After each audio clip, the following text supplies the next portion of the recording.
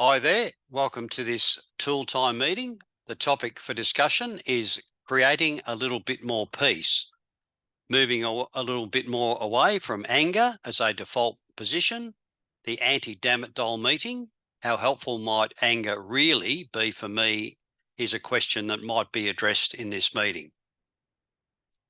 As I go through this meeting, perhaps I'll cut myself some slack and breathe. So if I feel myself getting upset or disturbed, I might breathe in through my nose for 4, hold for a second, breathe out through my mouth for 8, hold for a second. I might focus on my, easy for me to say, I might focus on my diaphragmatic or belly breathing, so how my belly moves in and out as I breathe. Apparently focusing on my diaphragmatic breathing reduces nervous tension by 40 to 60%. I commend that to you as perhaps a useful idea. Breathe in, 2, 3, 4, hold. Breathe out, 2, 3, 4, 5, 6, 7, 8, hold. Repeat. Having said all that, discomfort might actually indicate that growth is occurring or is becoming a little bit more likely or possible, and my brain and body don't like it. I might give myself permission to experience a little bit of discomfort, frustration, or uncertainty, and perhaps allow a little bit of this growth to occur when and if I feel it is possible. As I go through this particular presentation, I might choose to do what I can with what I have where I am. Do what I can with what I have where I am. In this presentation, and as a result of it, I ain't got to do nothing. I'm not required to do anything. I might choose to, however. If I see something in this presentation and I think, oh, gee, I don't like that at all, I might put it aside and not look at it again, or maybe pick it up a little bit later, entirely up to me. If I see something in this presentation, I think, hey, I think that could help me, I might actually grab it and run with it, actually do something with it. It's entirely up to me. I ain't got to do nothing. I'm not required to do anything. A quote taken from someone will be changed to make it first person. So not as if I'm telling someone what to do, it's as if I'm speaking to myself. Less absolute and less telling, it is still attributed to the person where possible. Where 2 question marks appear, I might like to consider pausing the presentation and writing an answer to the question presented in my journal or on a piece of paper. It's entirely up to me, of course. I ain't got to do nothing. I commend that to you as perhaps an idea. From an evolutionary perspective, anger was probably an advantageous emotion on occasion, which contributed to my survival. Probably didn't do much toward me having a peaceful existence if it was constantly on. I'm suffering from a bad case of stinking thinking. I need a checkup from the neck up or a start up from the heart up. Thank you very much, Zig Ziglar. Rest in peace. What might anger be? What might you think anger could be? Please consider pausing the presentation and writing your answers on a piece of paper in your journal, or maybe simply pondering the question for a moment.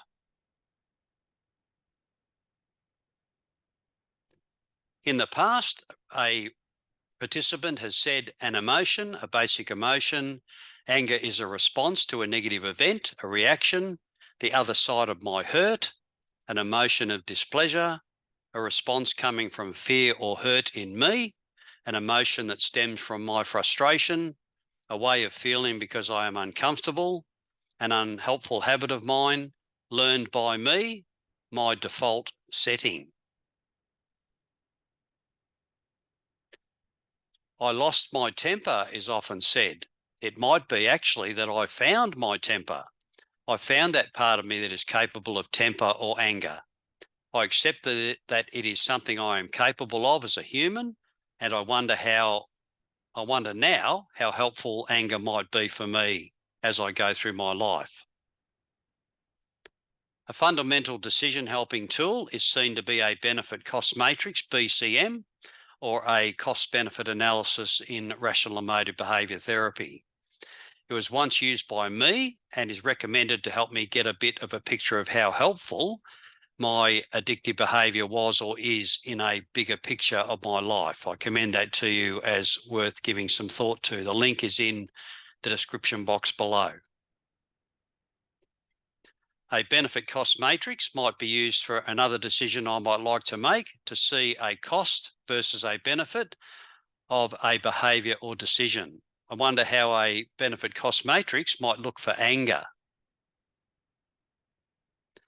I might like to consider that rather than me saying that anger is helpful or unhelpful.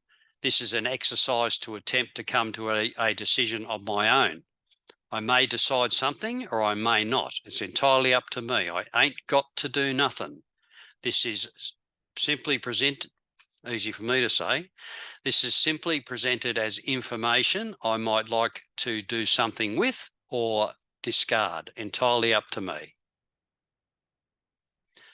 A benefit cost matrix on anger. If you have a blank piece of paper, please consider dividing it into 4 sections with a line down the middle and a line across the middle. Or if you've got the ability to click on the link in the description box below, please consider downloading that tool and maybe printing it out if you choose to. If you do have a piece of paper and you turn it on a landscape view and you have anger at the top, benefit of doing in the top left-hand corner, cost of doing in the top right-hand corner, benefit of not doing in the bottom left-hand corner, cost of not doing in the bottom right-hand corner. What might you see as a benefit or advantage of anger? Please consider pausing this presentation and perhaps jotting your answer down on a piece of paper or in your journal, or maybe pondering it for a moment.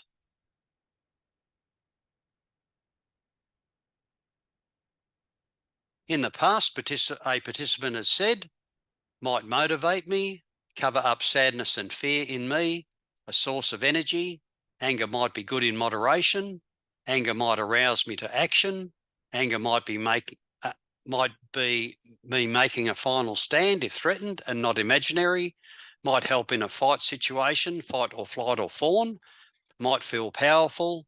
Anger might be a warning for me that something is not okay. Might convince another to back off, might provide a focus.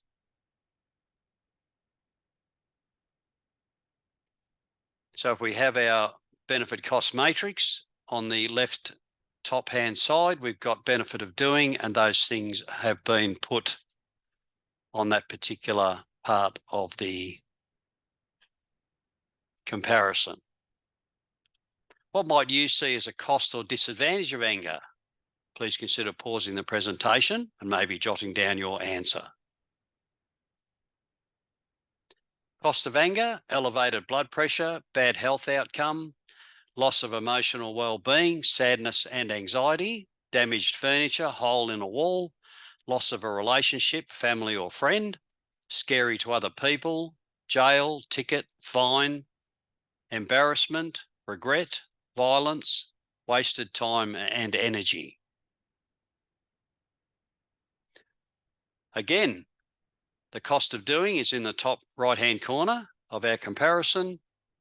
And one more thing as we go through a benefit cost matrix or a cost benefit analysis. In filling out my benefit cost matrix, I'm asked to consider one more thing in each section, to label each item as mostly shorter term or mostly longer term. Is this benefit of anger mostly shorter term or mostly longer term? Is this cost of anger mostly shorter term or mostly longer term? I acknowledge that there could be in each thing some ingredient of short term and long term. However, is it mostly shorter term or mostly longer term? Please consider pausing the presentation and going back and looking at each one. With perhaps a shorter term benefit and longer term cost of anger, in what way might my benefit cost matrix on anger be starting to look a little like my benefit cost matrix on my unhelpful addictive behaviour. Anger might tend to result in a behaviour and outcome that might mirror my unhelpful addictive behaviour. Partial loss of control in me and loss of my bit more well thought out action. Anger may be a pretty short-term beginning of meaningful change. It might be challenging to maintain my anger. Anger might be generated in me when I look at a cost of my unhelpful addictive behaviour. Longer-term resolve might be more effective and lasting. Longer-term resolve may come from a cost or benefit of mine of being a bit freer of my unhelpful addictive behaviour, perhaps also captured in a benefit cost matrix.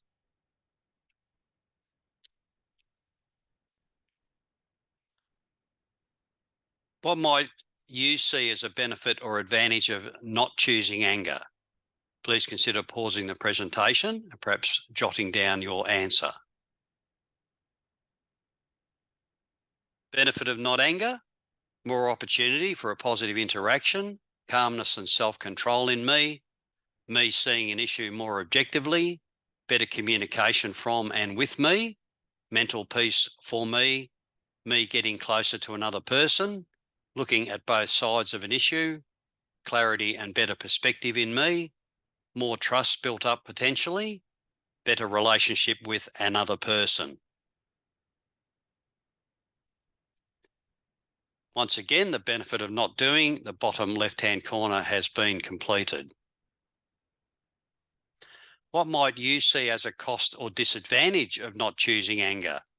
Please consider pausing the presentation and jotting or thinking about your answer.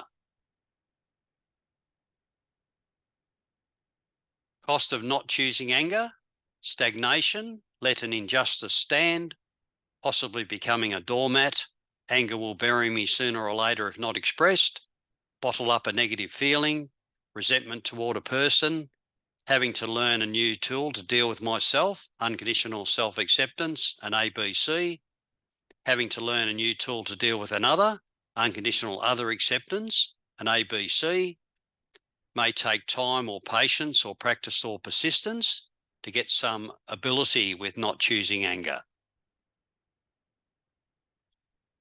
Once again, that part of the comparison has been completed at the bottom right-hand corner. Once more, labelling each item as mostly shorter term or mostly longer term. Is this benefit of choosing to not be angry, mostly shorter term or mostly longer term? Is this cost of choosing to not be angry, mostly shorter term or mostly longer term? Perhaps labelling each thing ST or LT. And maybe looking now at the whole comparison just to see how it does measure up. I might still choose to be determined rather than the flash of anger, the powerful burn of resolve, like the controlled energy release in a nuclear reactor rather than the flash and damage of a nuclear bomb. Maybe living a little more into a value of mine, something from my hierarchy of values, maybe using that to give me energy rather than anger. Rather than only looking back at what I'm moving away from, how might I look right now a bit more toward that thing I might prefer more in my life today? What might you choose to move toward as well as away from anger? What might not choosing anger look like for you? I know that's a bit cryptic. I trust that it's reasonably clear. What might I choose to do instead of anger? Please consider pausing the presentation and perhaps jotting down what you think or pondering it. In the past, when asked what might not anger look like for you, a participant has said acceptance and understanding, assertiveness, empowered assertiveness, communicating my need, everlasting joy in my spirit, honesty, openness and willingness, inquisitiveness, peace, rational or helpful thinking or thought, resolution-oriented thinking, serenity. As usual in rational emotive behaviour therapy, REBT, It may be helpful for me to move a little more toward a preference-based thought about this matter, to move a little more away from, I mustn't feel angry. I shouldn't feel angry. I can't feel angry. I'm a failure when I feel angry. Those particular things seen as unhelpful. So moving away from that way of thinking and acting could be perhaps a little bit helpful in this regard. To move a little more toward, if I choose to, I'll work to express my anger a bit less. I'll look to get angry a bit less often. I'll work toward my greater peace of mind. I'll look to catch it, check it, change it, let it go when I am able.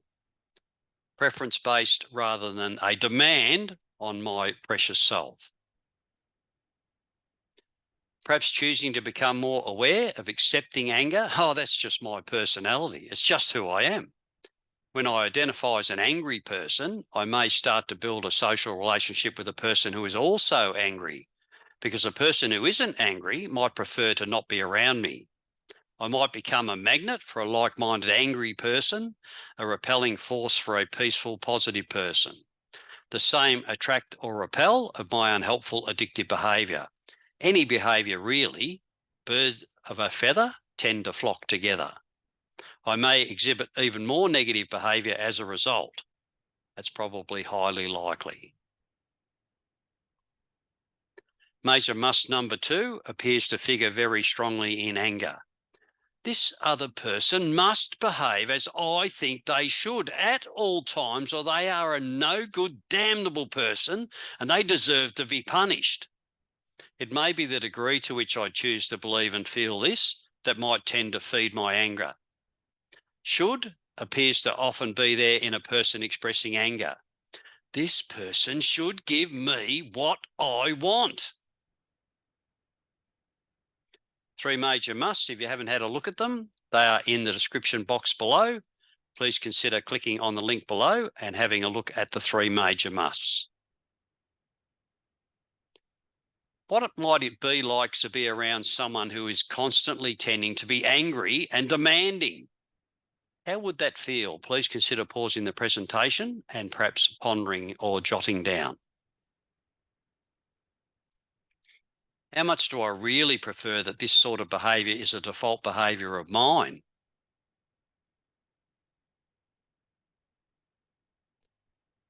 Another potential source of anger, assigning motivation or intention to a person. You do this just to upset me. You do this just to stop me having a life. You do this just to push my button. I'll show you. I'll go poison myself with my poison once used, or damage a bit of my life with an unhelpful behaviour. That'll teach you a lesson. Anger in me, it appears, is closely related to me having an unhelpful addictive behaviour. Rats. Anger is often coming from an unhelpful belief, especially a demand. As a human, I tend to have an unhelpful belief. I'm not broken or a robot or from another planet or need to throw myself out and start again. I'm actually human. Who would have thought? Anger seems to have little useful purpose or function in my longer-term meaningful interaction with another person. Anger is also often seen to be an expression of my fear or an unhelpful emotional coping strategy. Anger research indicates, whether expressed or not, tends to be physically and emotionally damaging to me as a person, harming my meaningful expression of my precious self, damaging my relationship with a person, and getting in the way of me from forming a deeper, more meaningful relationship with a person. For anger to be present, one of the essential ingredients seems to be the instant devaluation of the person, creature, or thing that I am directing my anger toward. That devaluation process also likely works for my anger directed at me. Rats. So if I'm getting angry with myself, it's highly likely I'm devaluing myself in my eyes. Depression hasn't been shown to be anger turned inward. Depression seems to often follow anger, a coming down or a secondary disturbance. Anger may feel good to me and powerful in the short term. In rational emotive behaviour therapy, REBT, anger is an unhelpful emotional disturbance and appears unsupported by any helpful thought whatsoever.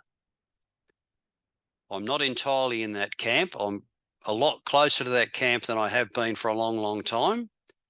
I'm gradually accepting that perhaps anger is not as helpful as I thought it was at one time. So I'm a lot closer to that camp, if not entirely in that camp. However, I do see what they are driving at. I commend that idea to you as maybe worth pondering. Anger tends to be an expression of a fear of mine, get in the way of a clear thought, block a constructive solution of mine from happening, get in the way of me coping, growing and learning, predispose me to violence. Anger tends to put a relationship of mine at risk, increase my chance of acting out unhelpfully with an unhelpful addictive behaviour. It also helps keep an unhelpful addictive behaviour going a bit more strongly. Be highly correlated with my unhelpful addictive behaviour. Rats. Be a reaction rather than action or response. Be often displaced from the situation causing it toward someone or something else that is usually innocent. Anger, one letter short of danger, perhaps for a pretty good reason. What about releasing my anger, getting it out of my system? Oh, that's an interesting idea. Maybe I'll try it with another emotion. I love you dearly and you have made a huge difference in my life. Wow, I'm glad I got that out of my system. Now get lost. Seems like expressing something is more likely to be reinforcing it and causing it to occur more often. Wow, might I rather express my love or my anger? What might help me find a bit more inner peace? What might you do now, or what might you like to try that might assist you to be a bit calmer and move a little more toward a bit more inner peace? Please consider jotting down something or pondering something you've done in the past or might like to do, and pausing the presentation for a moment. In the past, a participant has said an ABC of rational emotive behaviour therapy, link in the description box below. Breathing exercise, either the one at the start of this presentation, in for 4, hold for 1, out for 8, hold for 1. Community of some sort, a positive, constructive community that is, exercise of some description, a happiness practice. The Greater Good in Action website in the description box below has a number of practices I am encouraged to do to increase my well-being, my happiness. Journaling, meditation, mindful eating, mindfulness, prayer if it's your thing, sleep, walking with or without a dog. Staying in the moment, taking some of my responsibility, thinking about a thought, questioning its helpfulness, yoga. Each thing listed tends to be an action item. Planning, practice, persistence and patience are seen to be helpful, especially patience with my flawed humanness and my precious self.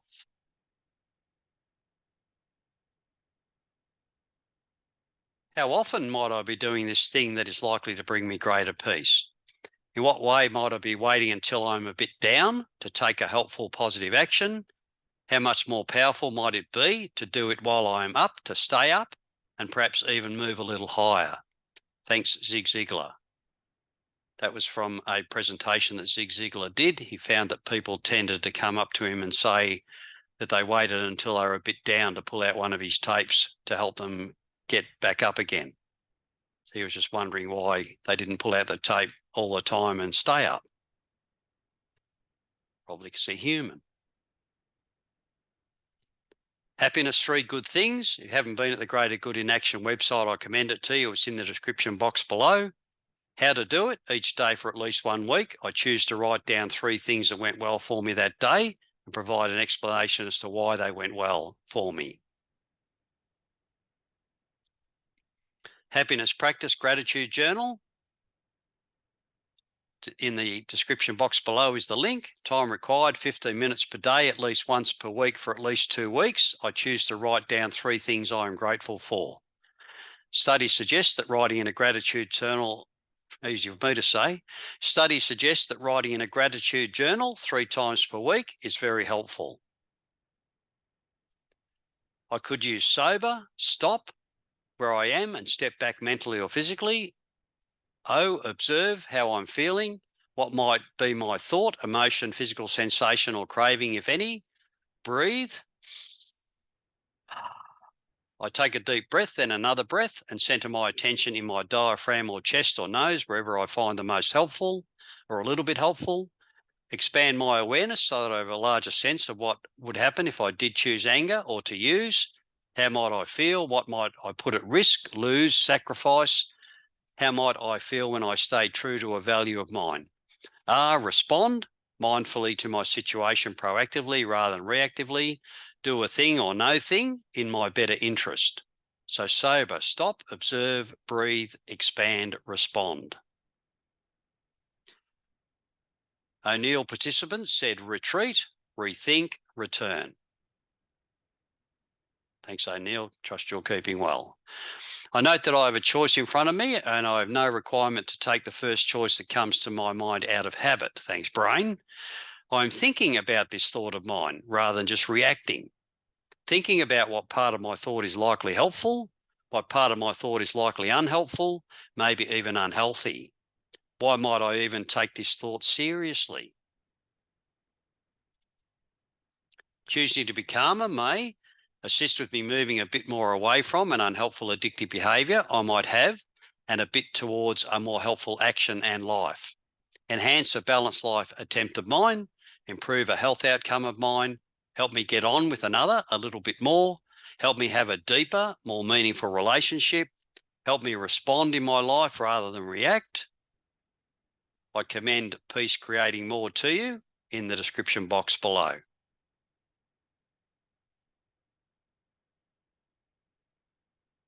I might look to at some point do an ABC, especially when I might be starting to feel a bit angry or when I am calmer. Where might my demandingness or my must be in here? If you haven't had a look at an ABC, I commend it to you. The ABCDE and the worksheet links are in the description box below.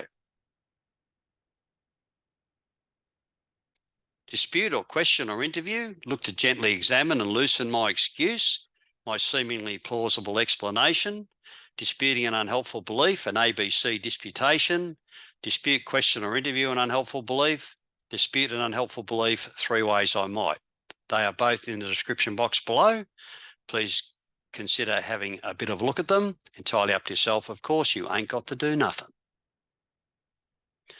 Maybe I might work on becoming more peaceful by raising my frustration, uncertainty or discomfort tolerance a little bit.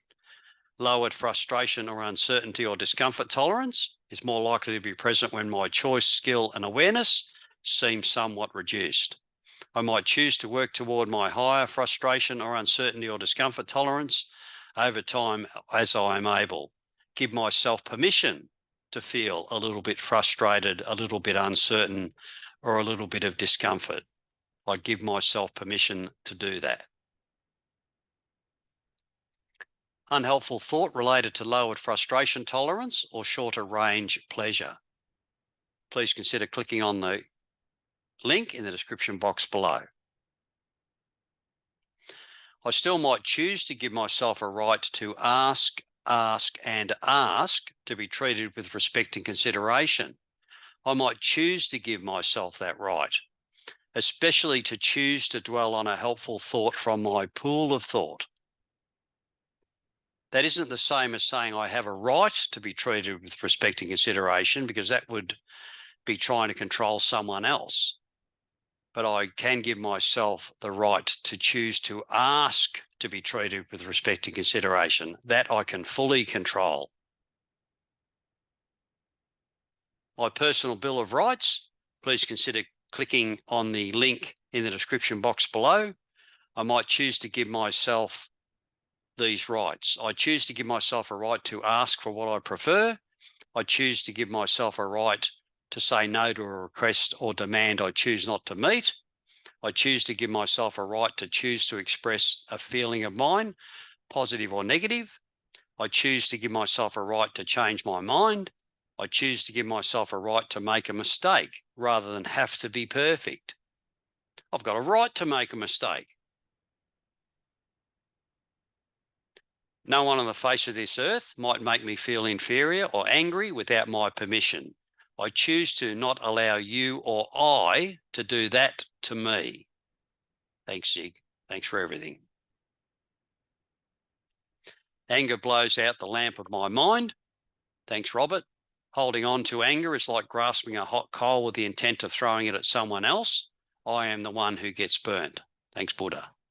Holding a grudge is like me drinking a poison and waiting for the other person to die. Thanks, unknown. Anybody can become angry. That is easy. To be angry with the right person, to the right degree, at the right time, for the right purpose, in the right way, that is not within everybody's power and is far from easy. Thanks, Aristotle. I'm choosing to be a little more like Gandhi and a bit less like Godzilla. Thanks, ECD 240. Trust you're keeping well. And thanks for your contributions. A moment of anger can lead to a lifetime of regret. A moment of anger can destroy a lifetime of work, whereas a moment of love can break a barrier that took a lifetime to build. Wow, thanks, Leon. When I am angry, I am most afraid. Thanks, Robert. Rather than look back in anger or forward in fear, I choose to look around in increasing awareness. Thanks, James. My anger is an acid that can do more harm to the vessel in which it is stored than to anything on which it is poured. Thanks, Mark Twain. I attempt to keep in mind that a hurting person often attempts to hurt another person as a result of their own pain. When a person is rude or inconsiderate, I can almost be certain that they have some unresolved issue inside. They have some considerable challenge, anger, resentment, or some heartache they are struggling to cope with or overcome. The last thing they probably need is for me to make this matter worse by responding angrily. Wow, Joel. And what advantage might I as a wrestler gain from my training partner? The greatest potential benefit. That person too, who insults me, seeks to become my training partner. They seek to train me in patience, in remaining calm, in remaining gentle. Thanks, Epictetus. There are 2 days in the year that nothing can be done. One is called yesterday and the other is called tomorrow. So today is likely the day for me to attempt to love, believe, do, and mostly live. Thanks, Dalai. When I plan revenge, I dig 2 graves, one for that person and one for myself. Thanks, Confucius. Fear is the path to my dark side. Fear might lead to anger. Anger might lead to hate. Hate might lead to suffering. Thanks, Yoda. And I found out just recently that Yoda's surname is Leahy-Hoo. Yoda-Leahy-Hoo. Yeah, well, I like it. Anyway. Being a bit more peaceful might be my choice. A peaceful practice a bit more often might be my choice. The power of choice might be mine. How often might I be choosing to do a thing that might bring me a little more peace? How often might be a little more helpful? How often might be a little more helpful? Congratulations on using your power of choice and taking action to be here. I commend and acknowledge you on this power of choice. Not only is it potentially helpful, it doesn't look all that powerless to me. Thanks, brain.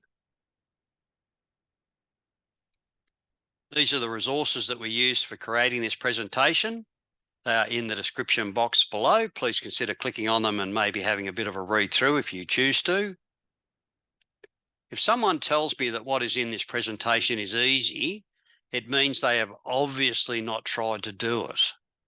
A thing that I might like to entertain or consider is that a thing in here is perhaps a little bit more possible than my wonderful darling brain is telling me right at the moment.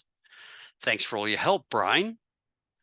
So if someone tells me that what is in this presentation is easy, it means they have obviously never tried to do it. A thing that I might like to entertain is perhaps it's a little bit more possible than my wonderful brain is telling me right now. Thanks for your help, brain. Whatever I can manage to do at this particular time is wonderfully okay. I'm at the coalface. I'm doing the work. I'm the one that's trying to implement these things.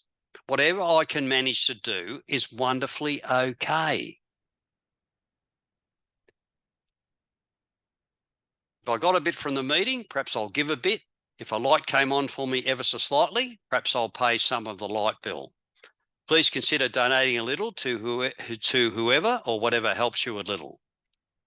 In this case, please consider clicking on the link in the description box below and donating to the Greater Good in Action website. Berkeley, they put all the tools on there for free to help me in some way to move a little bit more in a helpful direction. Again, no one's saying that's on that what is on that website is easy. However, a little bit of effort, a little bit of frustration, discomfort, or uncertainty could help me quite a bit. I commend that idea to you. Please consider donating to them if you'd like to. Or if you got a bit or a light came on for you ever so slightly. Thanks for being in the presentation. I'm sorry in a lot of ways that I'll never get to meet you or speak to you or have an interchange with you. I do acknowledge your efforts and commend and acknowledge you as a person for having a bit of a go. I trust things will work out a little bit more helpfully to you or for you at some point in the future as you put in effort. Please take care.